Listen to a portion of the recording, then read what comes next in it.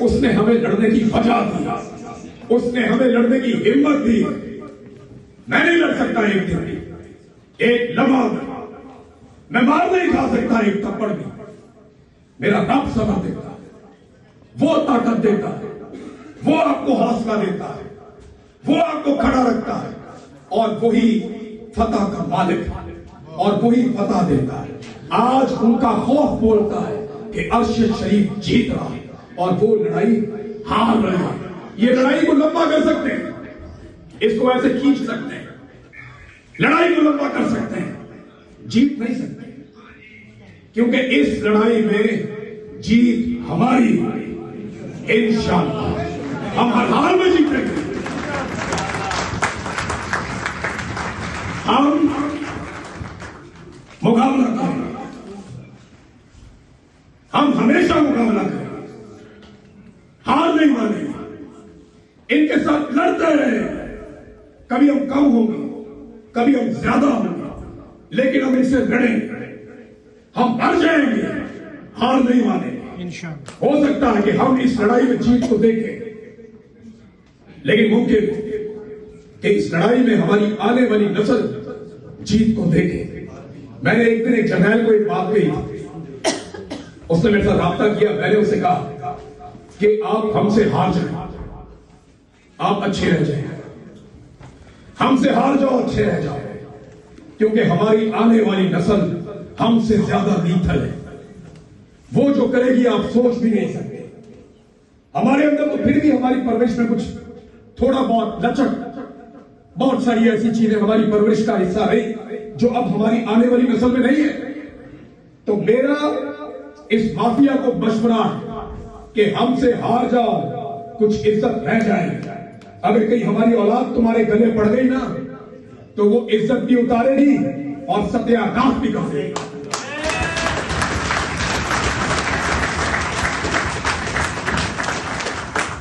एक चीज मैं, एक तो अरशद भाई का एक बड़ा शेर मैं जहां पे भी जा रहा हूं पढ़ के सुनाता हूं, और अरशद भाई की ये बात जब मैं करता हूं तो मुझे बड़ा हौसला मिलता। मेरा बहुत थोड़ा ताल्लुक था अरशद शरीफ से, बहुत ही थोड़ा सा, 8 महीने का। ये कई सालों का ताल्लुक, लंबा दहाइयों तक ताल्लुक रहा, तो वो तकलीफ हम में से कोई महसूस नहीं कर सकता जो साबिर साहब महसूस कर सकते हैं, जो अरशद शरीफ साहब की जो टीम जो उनके साथ थी वो महसूस कर सकते हैं। उनकी फैमिली, उनके बच्चे, उनकी अहलिया, उनकी वालदा इंसाफ ढूंढते ढूंढते दुनिया से चली गई। लेकिन क्या एक ही अदालत है?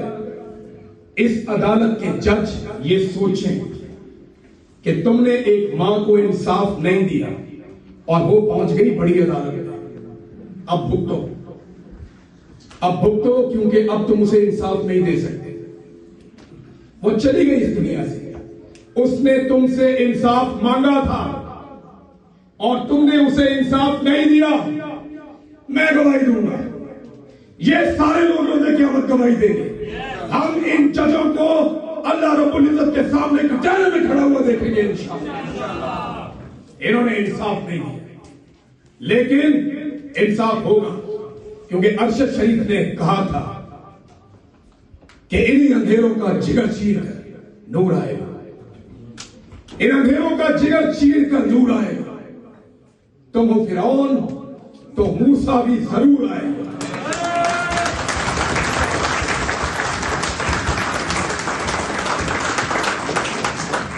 और एक गुजारिश और, जो अरशद शरीफ साहब की फैमिली ने, और क्योंकि हम लोग लगातार राब्ते में रहते हैं, और उनकी टीम ने हमें ये बताया कि कुछ लोग हैं जो उनसे राब्ता कर रहे थे, कुछ फंड रेजिंग करना चाह रहे थे अरशद शरीफ साहब का नाम लेकर।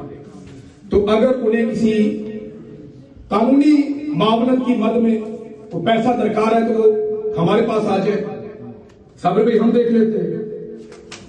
क्योंकि मेरी साबिर भाई से जब बात हुई, किसी से, कोई ओवरसीज पाकिस्तानियों से मेरी गुजारिश कि अरशद शरीफ के नाम पे आपसे कोई चंदा मांगे तो आपने 1 रुपया भी नहीं दिया। वजह यह है कि उनकी फैमिली ने हमेशा इनकार किया, और वो सब इतने तगड़े हैं अल्हम्दुलिल्लाह कि वो अपने सपूत का केस लड़ रहे हैं और आइंदा भी लड़ेंगे। और अगर किसी को ये लगता है कि वो बाहर बैठ के कुछ कर सकता है और उसको कोई मदद दरकार है तो वो हमसे रब्ता कर सकता है। जो हमसे बन पड़ेगा वो हम करेंगे। लेकिन आप सबसे गुजारिश है कि आप इस तरह की चीजों से, क्योंकि उनकी फैमिली ने और उनके कुछ दोस्तों ने ये रिक्वेस्ट की कि ये मामला उनके सामने आया, तो आप सब ने इस बात का ख्याल रखना है। एक दफा और गद्दारी कर दें, कर देना, जोर से गद्दारी करें, जनरल साहब को पता चले कि किस लेवल के गद्दारों से उनका पाला पड़ा। पाकिस्तान, देखिए एक चीज तो कंफर्म है, आवाज से दिक्कत होती है, आवाज परेशान करती है, आवाज खौफ पैदा करती है, तो फिर आवाज उठाओ।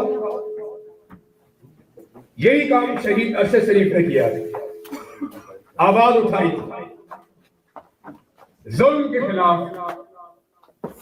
जबर के खिलाफ और फस्तायत के खिलाफ,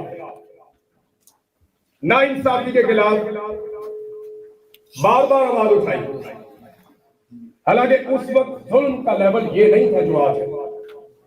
आप सोचिए कि जुल्म के उस लेवल पे अरशद शरीफ का आलम क्या था, और अगर आज कहीं वो हमारे बीच मौजूद हो तो जुल्म के इस लेवल से अरशद शरीफ क्या कर। देखिए, मारने वालों ने तो मार दिया, पाकिस्तान में जमीन तंग की, सब पर ही मुकदमात कर दिए। कोई कहीं छुपा है, कोई कहीं भाग रहा है, कोई पहाड़ों में चढ़ गया, किसी ने गिरफ्तारी दे दी, कोई बाहर आ गया। ये अरशद शरीफ पाकिस्तान से बाहर कुछ मौत के खौफ से नहीं आया, मौत के खौफ से कोई नहीं भागता। जो आजादी के लिए लड़ रहा हो ना, उसको मौत का खौफ नहीं होता। जो अपने हक के लिए लड़ रहा हो उसे मौत का खौफ नहीं होता, उसे मौत का इंतजार होता। मसला क्या है? मेरी आवाज ना कुछ ले जाए। मैं इस लड़ाई में खुद को जीतता हुआ देखना चाहता हूं। मुझे और मेरे लोगों को रुसवा ना किया जाए, जिल्लत से बचने की कोशिश की जाए। पहले पाकिस्तान की सरजमीन तंग कर दी, फिर वो दुबई में गया, वहां से निकलवाया, और फिर एक दर वो जीते जागते आदमी को लाश में बदल दिया। लेकिन वो अरशद शरीफ को मार पाए, बस एक जिस्म में से उन्होंने जान निकाल दी। लेकिन वो कितनों को जुबान दे गया। मेरा एक दिन भी ऐसा नहीं गुजरता जिस दिन मैं अरशद शरीफ का कोई क्लिप नहीं देखता। लोग रोज शेयर करते हैं, रोजाना हमें दिखाते हैं कि सुनो अरशद शरीफ। अरशद शरीफ के जाने के बाद जितनी उसकी आवाज गूंजी है, मेरे ख्याल में कोई और ऐसा नहीं पाकिस्तान में जिसकी इतनी आवाज गूंजी। शानदार काम करके गया, अपने हिस्से की लड़ाई वो लड़ कर गया है। और आज भी कहीं ना कहीं आपके अंदर इनके अंदर वो हर जगह पे कहीं ना कहीं किसी ना किसी महाज पे लड़ रहा है, और वो ये लड़ाई जीत रहा है।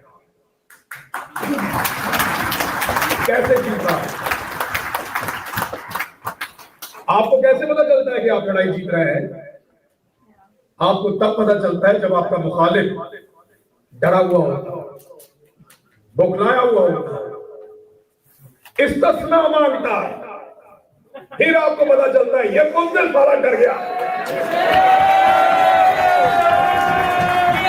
डर गया आपको। अरशद शरीफ ने इस्तिस्ना नहीं मांगा, लड़ाई लड़ी उसने। ये सारे लड़ने वाले बैठे, ये भी लड़ने वाले बैठे। मेरी फौज इतनी बुज़दिल नहीं हो सकती। जिस फौज को मैं पाकिस्तान में छोड़कर आया, वो इतनी बुज़दिल नहीं हो सकती। उन्हें इस्तिस्ना नहीं चाहिए। एक दूसरे से सबकत करते हैं, गोली मैं खाऊंगा, मुझे भेजो अगले मोर्चे पे, मैं लड़ूंगा। बुज़दिल नहीं हो सकती। इस्तिस्ना लेने वाला ना मेरी फौज का चेहरा है। जो भी इस्तिस्ना लेगा वो ना मेरी फौज की नुमाइंदगी करता है, ना वो मेरी फौज का चेहरा है। इस्तिस्ना ना तो इस्लामी है और ना ही शरई है। और ये बात मैं नहीं कह रहा, मौलवी कह रहे हैं।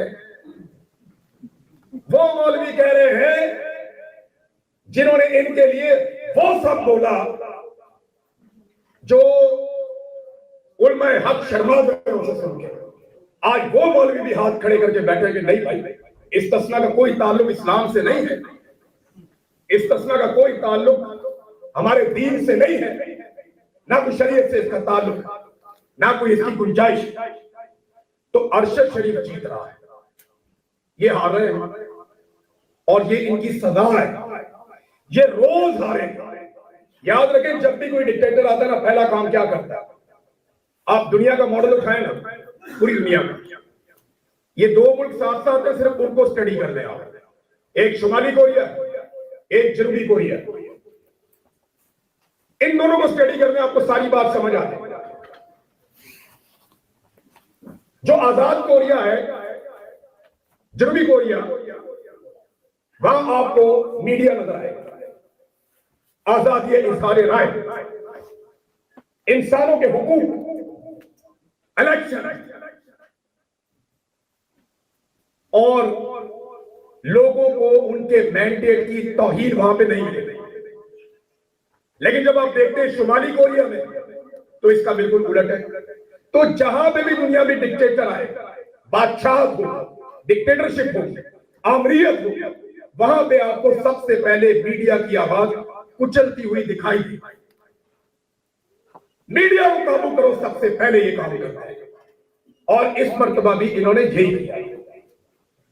2022 में जब इन्होंने ये रिजीम चेंज ऑपरेशन प्लान किया, तो इन्होंने मीडिया को काबू करने की कोशिश की। बड़ी मुलाकातें की, बड़ा इन्होंने ग्राउंड बनाया। मैं उनके नाम नहीं लेता जिन्होंने एक एक मुलाकात में सरेंडर कर दिया, लेकिन ऐसे लोग मौजूद हैं जिन्होंने हथियार नहीं फेंके। हमने इनको समझाया था, हमने इनको बताया था कि तुम्हारी मंजी ठुक जाएगी, बाद आ जाओ, ये ना करना। इन्हें समझ नहीं आई, इनको शौक था पंगे लेने का। लो पंगा तुम्हें बताया था, ये मिडिल क्लास, ये तुम्हें टक्कर देंगे, ये तुम्हें नहीं छोड़ेंगे। तुम आईने में अपनी शक्ल देखोगे, तुम्हें शिकस्त अपने माथे पे लिखी हुई नजर आएगी। और आज इनको रोज ये शिकस्त इन्हें रोज दिखाई देगी। अब बहुत सारे लोग हमें आजकल किस्सा सुना रहे हैं, कहानी सुना रहे हैं कि जनाब ममदानी और ट्रंप एक साथ बैठ गए। वो देखें जमहूरियत कितनी प्यारी है, कितनी क्यूट लग रही है इन्हें जमहूरियत, कि ट्रंप और ममदानी दोनों मुखालिफ हैं। वो देखो बैठ गए एक साथ, वो देखो जमहूरियत का हुस्न। लानत तुम सबकी सोच के ऊपर बेशर्म हो। ममदानी का इलेक्शन चोरी किया वहां पे किसी ने।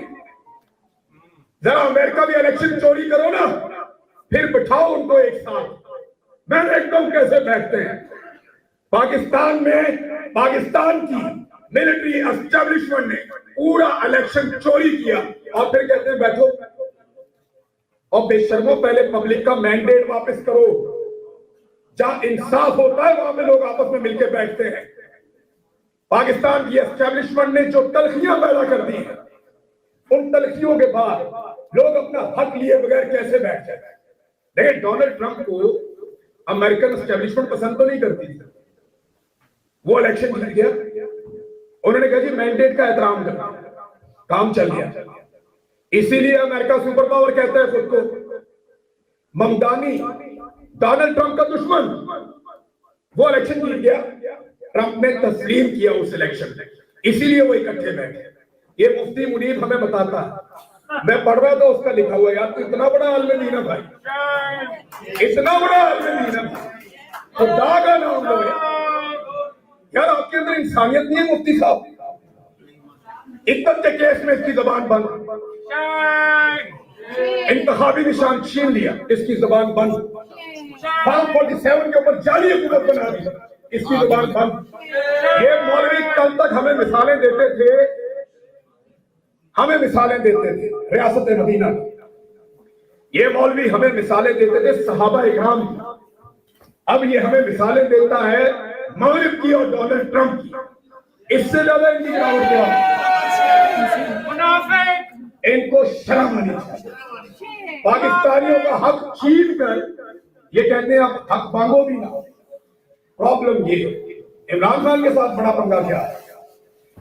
वो इमरान खान को तो वो छोड़ते हैं, वो सिर्फ ये कहते हैं कि एक एनआरओ दे दो, आप घर चले जाएं या बाहर चले जाएं, एंजॉय करें, जरा टाइम हमें गुजार दें। वो कहता है मैंडेट वापस करो, ये है लड़ाई।